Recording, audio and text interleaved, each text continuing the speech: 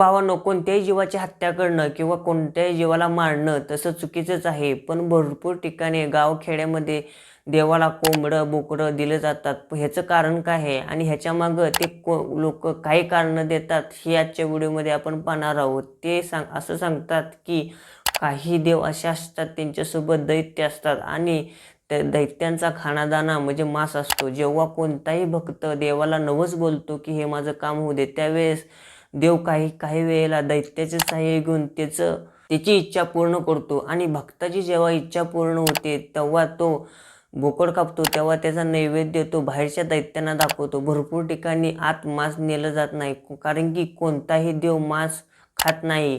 तर हे बाहेरचे दैत्य असतात ते खातात असं त्यांच्या म्हणण्यावरून आहे. पण माझं वैयक्तिक विचारायला गेलं तर एखाद्या गोष्टीला मारणं किंवा हत्या करणं हे चुकीचं आहे. लोकांनी हे नवस न बोलता